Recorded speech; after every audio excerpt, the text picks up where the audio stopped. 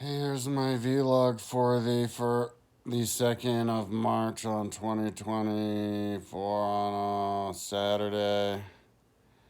It's 3:19 p.m. and I'm doing my video on my cell phone. I was sleeping until 2 o'clock in the afternoon. I was like, not sleeping, but I was like resting, kind of trying to get up. Then my mom called me and was gonna give me my check, and then I go over to, but she wanted to go out to Torchy's because I told her about that last night as we were driving back from the dance. We went to some dance, ballet, Zikr, Zikr, Zikr, ballet dance group from Denver. They were doing the sire wheel, dancing on the sire wheel. That sire wheel can spin around on its own for a long time. So it was interesting. And then my mom just randomly saw 4 of her friends there. I was like, but then we came back and I was like, oh look there, let's go. But then they were closed because I thought they were. I came back here and I was working until 5:30 in the morning because I didn't have that much time to do stuff before that. I guess I'd had a little bit of time, but I got kind of late yesterday too, like noon. So yeah, I was working until 5:30, and 5:30, I figured that was late enough, so I laid down and I fell right asleep. So that's 8.5 hours of downtime when I got up. So yeah, well, the thing what I did yesterday when I came home was yeah, I can't believe how all this stuff takes for so goddamn long. I was smoking weed. I have a little bit of weed to help me with this stuff. When I run out of weed, I don't think I'm gonna buy more because I don't have any money.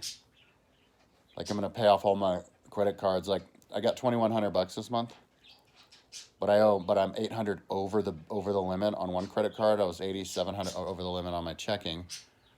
I have a minimum of like 100 or 200 on one card, and then 100 or 200 or whatever on another. It's actually the first month, so I don't know how much that bill's gonna be, but and then another card I have a bill, so I'll pay off all my cards and be in survival mode. So I can't really buy weed if I wanted to, but as long as I can stay up on the bills, I can live my life like not spending any money. I need to get a roommate, so I'm just gonna reduce the price until I get back to what I was charging before, $850, I think. But me running around my apartment like this, being up all night, I don't know. So yeah, I had to trace all of the cards, and I mean the cables to know which cable went to which camera, so I could have control over the cameras. I need to know where the cables are, so which buttons to push and where it goes where. So I made these little.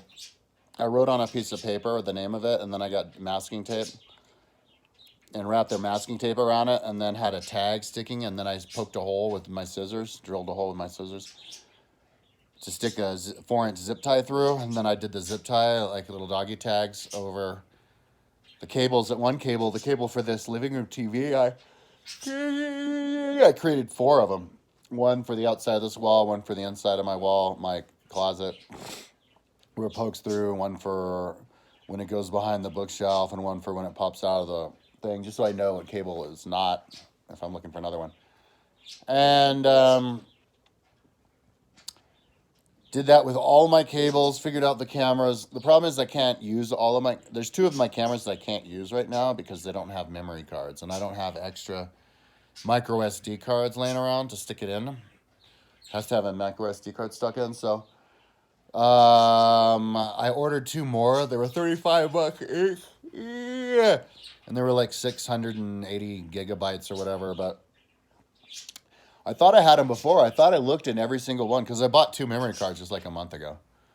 I was looking in all of them, and I thought I opened up every single camera, and they all had memory cards, but 2 of them didn't. So anyway, so I can only use, I don't know how many cameras I actually have on hand to practice, but it doesn't really matter because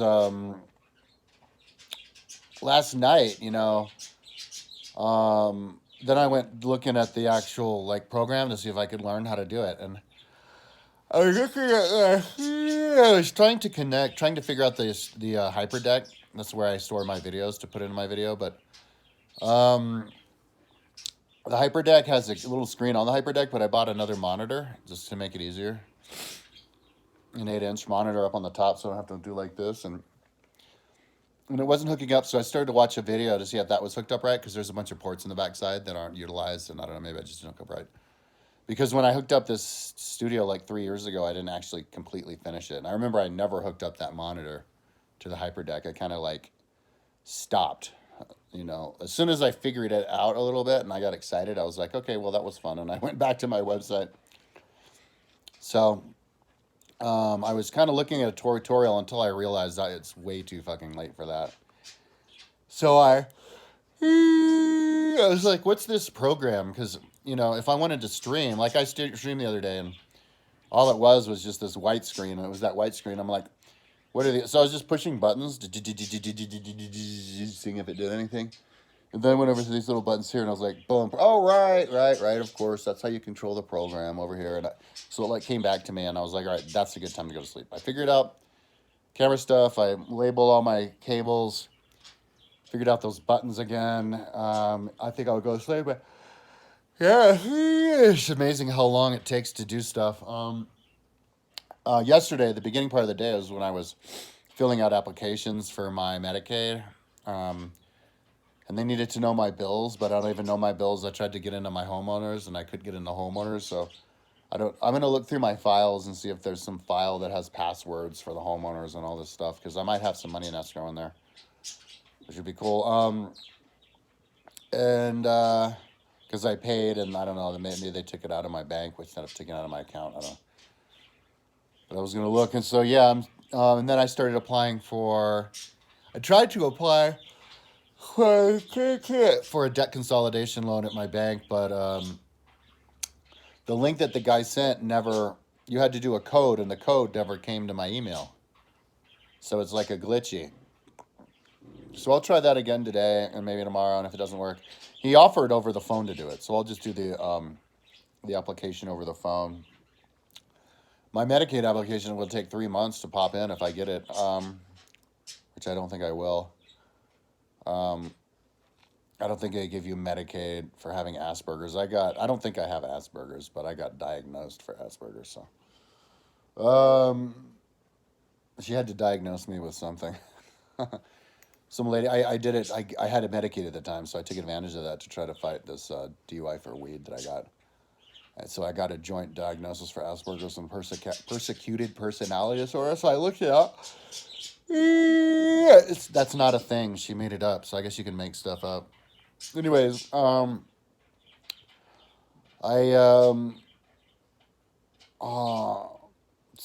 I have some more, paperwork to do.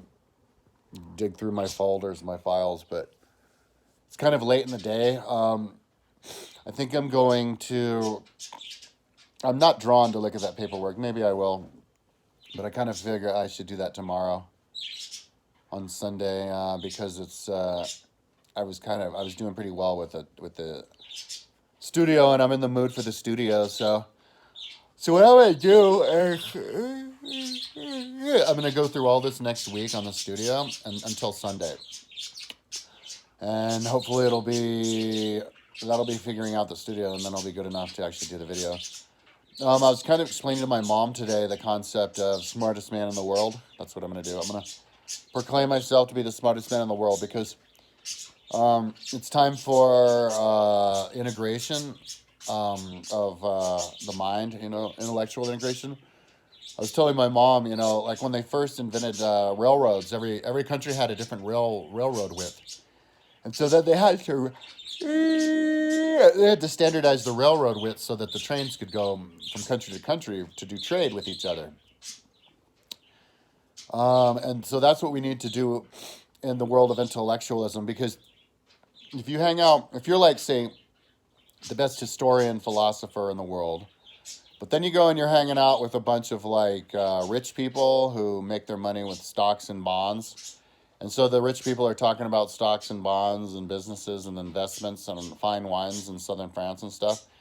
And then you're there like with a blank look on your face, like wondering when people are going to start talking about history.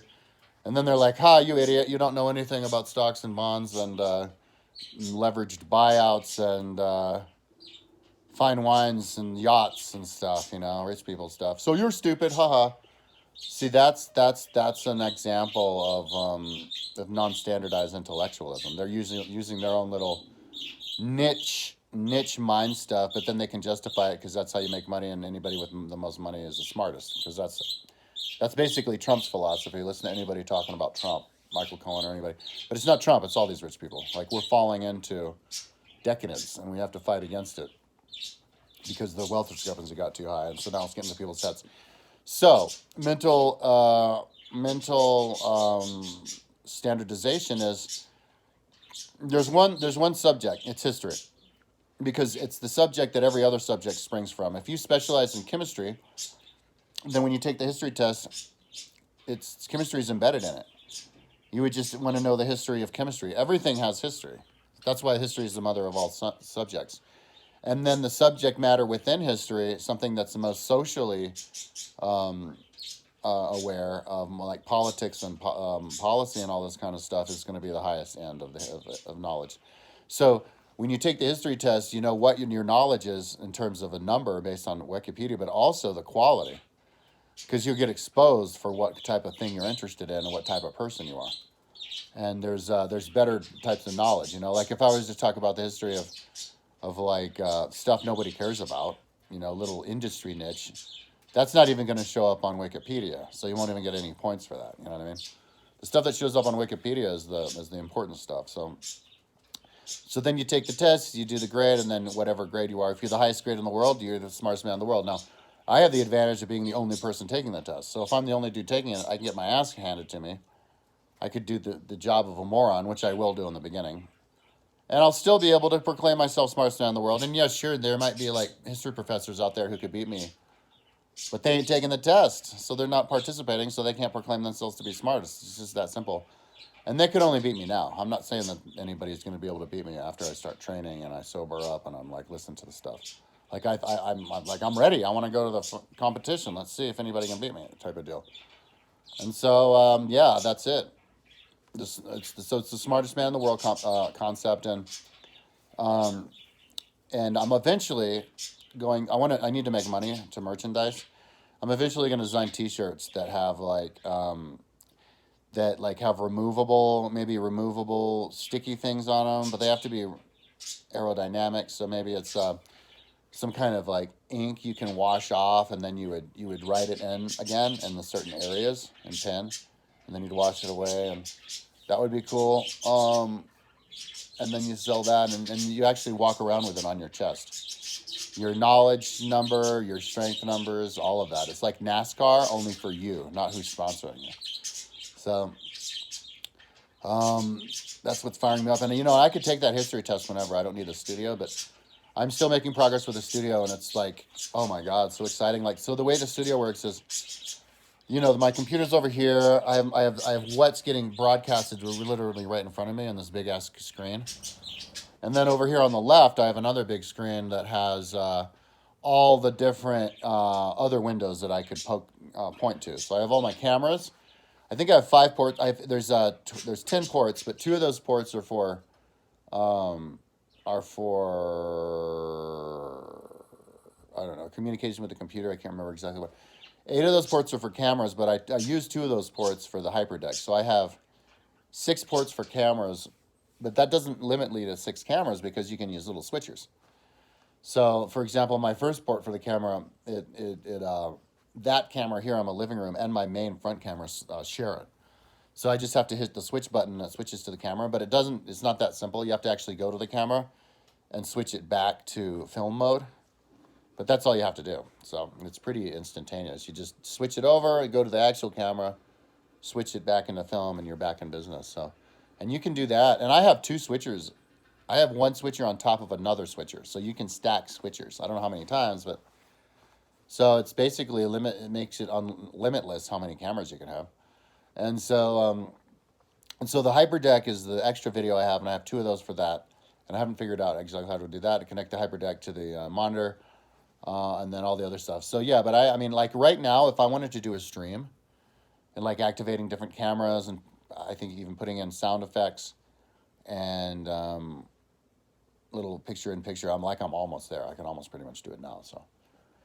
So yeah, that's basically what I'm gonna go do. Look over there. I'm gonna smoke a fuckload of weed because I still have it. Have a little bit. I got $30 of weed the other day because after I destroyed my mom's bong, I found this bong just sitting there, so like it means I can smoke. But I got $30 of weed because I realized that I wanted to be high for the final organization, setting up of my studio and the and figuring out the studio, because it's a lot to learn. It takes a long time and it can get boring pretty quick. So, anyways, that's what I'm gonna do now. That's my vlog. Yeah, man. And then yeah, once I start like high production value streams, I can stream all day long, and then that's my vlog channel, and then I can, at the end of the day, you can get the recording of it, you can get the stream, and you can chop out, because I'll record my streams because I can record it. I have a little memory card. Chop out the bits and pieces that I want to make individual videos on my main channel, and you do that every day. And so every single video that I do on my main channel from now on, it's just going to be part of my streaming. So it takes no extra time at all to make high quality videos, because you're doing it in real time anyway. See, that's the beauty of streaming. So, and you can do it with like all the detail, all the production value. So yeah, I'm looking really forward to it. I wouldn't be able to be friends with somebody who's like gets paranoid, needs me to delete videos, because you can't really do that when you're streaming and stuff. I mean, I could delete the videos on my main channel, but then it's still getting streamed. Because like Kirsten, a couple years ago, dude, I made a 45-minute long video. 45 fucking minutes. Just talking about myself. But then she made me delete the video because her son got in trouble at school. And she didn't want this teachers to track it down, find me, watch my video, and hear me talk about weed and then tie it back to her. And so she freaked out and made me delete the goddamn video. So it's that kind of stuff. I don't want to get involved. You can't, because my family's kind of like that, They're ostrich people. And so I was actually explaining to my mom before the dance started yesterday, the concept of how streaming works and how live works. I explained to her about the lady who blew her brains out on live TV back in the 70s. So then they instigated the 5-second delay, and then but I can't do the 5-second delay. But you just basically have to you have to just go with the flow, and not get paranoid and think that you're going to get canceled because you accidentally say something in your stream. So anyway, so that's me. When I came back, I saw 2 of these little flower pots sitting in the ground, so that was cool. I grabbed them. But now I'm only missing 4 because they blew away. And I recently just figured out to put the zip time on there.